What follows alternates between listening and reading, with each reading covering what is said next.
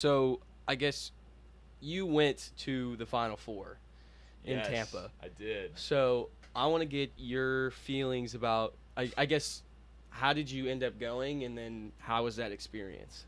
Sure. So, man, it was crazy.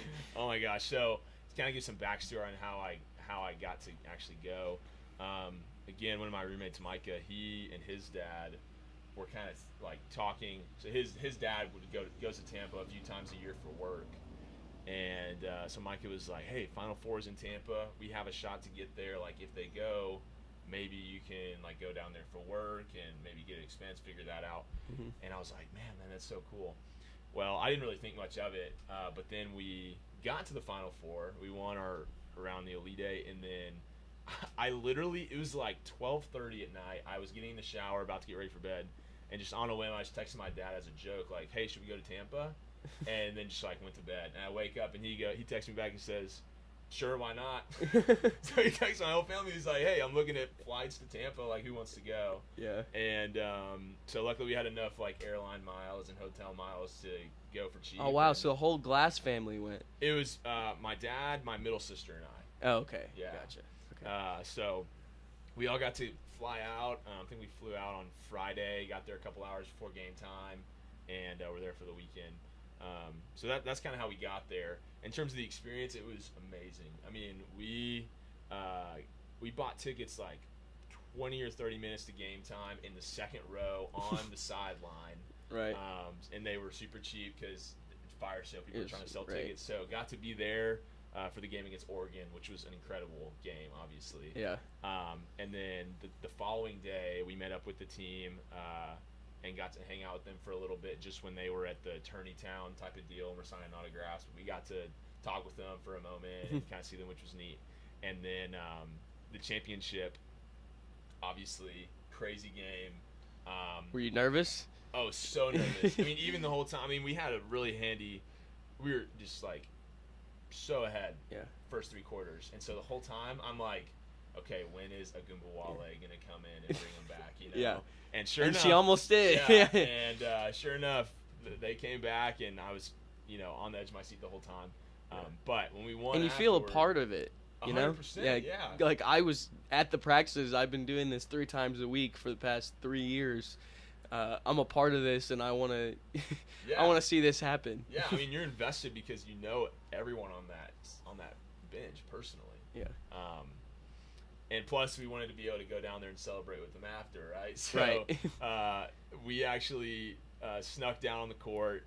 Got kicked off the court for a minute until a coach came and told the security guards. This like, is hey, after they're they good. won. After Yeah, they won, okay. yeah. And we even got to like cut down a piece of the net. I mean, it was amazing. Yeah. and- Y'all had and pictures celebrate with Kim them. Mulkey holding up the newspaper. It was do. insane. Yeah, it was really amazing. And I mean, we're super grateful, Micah and I are for the staff for taking care of us. I mean, they really made sure that we felt included, and that was really awesome of them. Yeah. So Yeah. So I guess what did you say anything to Kim Mulkey, or did you just kind of scream when you saw her? Because Yeah. there's pictures of y'all hugging her. So So like, was it just like or was it like we did it, or Yeah. what was kind of the reaction? it was kind of crazy because she obviously was super busy with everything going on. Everyone wants to for go a see her. while, Yeah. And so I don't think it was until maybe 45 minutes to an hour after the final buzzer actually went off that she was walking from one tunnel to another and came on the court. And she had like a security escort so that no one would bother her just because Yeah. she's trying to get through. Yeah. That And- pantsuit is too nice. Yeah. Exactly, yeah. And she saw us and kind of she smiled at us and we were like, hey. And then Micah was like, picture. And so she goes, yeah. So she like ditched her security guards, came over, hugged us. Oh, that's awesome. Took a picture. And yeah, like you said, I mean, we were kind of just like, oh, like, Yeah, congratulations, like, this it's is amazing. Can't believe it. So Yeah. it was a crazy moment. Yeah. And you got to cut down the nets too, like you said. That's insane. It was. So who did you ask? Who did you ask to cut down the net? Yeah, so Who gave you scissors? Yeah, I know. So that's what I was thinking too. I was like, oh my gosh, this is real. So what they do is right after the game is over, the whole team and then the coaches go up and cut down one side of the net, the home side of the net. Right. And so that's whenever you see Coach Mulkey holding up like the whole, like half of the net Right. by herself. But then the other goal people forget about. So the Oh, other goal so y'all was got for the other like goal. the managers. I think the Spirit Squad got to go cut the net down. The band that was there. So we kind of walked over, and the managers were like, "Hey, you guys need to go get a part of the net. Like you were part of this." That's and so we awesome. were like, "Don't tell us twice." So we walked over, and we were this close to getting a picture with the trophy too. But they took it away right before we got to take a picture. I mean, y'all still have a picture cutting the net at a national championship game, which is like a surreal moment for like athletes. Exactly. Yeah. Well, I mean, it's not like we played, so it's not. Yeah. You know, it's not as special as that. But yeah, I mean, it's something I'll never ever forget. Yeah. And it was almost a nice culmination of all y'all's in this senior class to kind of have, you know, your experience in with this, and that I bet that was just so cool to have it end. Kind of like the last stretch of Baylor athletics is winning a national championship for y'all, so that's cool. Exactly, it was super cool. And especially after all the ups and downs of y'all's 4 years. That's what I was going to say, is that we've seen the highest of highs and then the lowest of lows, basically, for Baylor athletics. Maybe not the lowest of lows, but pretty darn low. Right. And so it is really neat to go out with a bang like that. And there are several guys on the dream team that were seniors, so it's really cool for all of us. Yeah. So what would you say is the future of the Lady Bears? You think? I mean, obviously it's in good hands with Kim Mulkey. You got a lot of seniors leaving, and what would you say? Did you think it's going up, or do you think they've got a few, you know, rebuilding years to come? Yeah, I think that's a great question. No, I mean, this year we're losing Kalani and Chloe, which obviously they're and Lauren, right? We have. Or she? No, Lauren's staying. Oh, she's a junior. She's a junior. Okay, so she's got one more year. And she was injured in the national championship, but it turns out she's not going to need surgery. So she's in a brace, and she'll be good to go. I think by the beginning of the season. That's one thing I did want to talk about. We can jump back to kind of the future of the team in a little bit, but I did want to talk about Lauren Cox because she was absolutely sensational, and then she goes down in the middle of that game.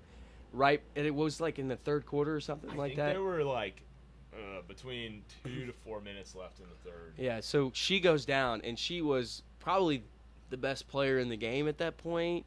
Her and Chloe and Kalani was kind of struggling because she was getting double teamed, triple teamed sometimes. So Lauren Cox was kind of, you know, finishing layups at the rim for her whenever she would get triple teamed. Yeah.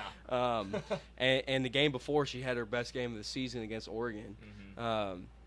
And you said she's been such a great leader. You know, you witnessed that in practice. So I guess what would you say, what were your feelings when that happened, when she went down? Were you like, oh, this is not happening? Because as Kim Mulkey said in her interview afterwards, I don't know if you saw this because you were at the game, you weren't watching ESPN, but she says, like, you're not supposed to win that game with Lauren Cox going down. Like, that's why she was bawling, crying, was she was like, our team was not supposed to win with Lauren Cox going down. So what's your perspective on that, given that you see her behind the scenes and stuff like that? Yeah,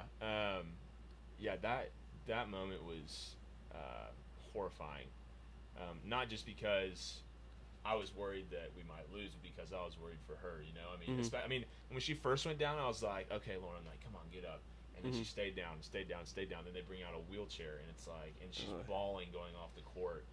And I don't know if they showed it on TV, but Kim Mulkey was like laying on top of her, like hugging her.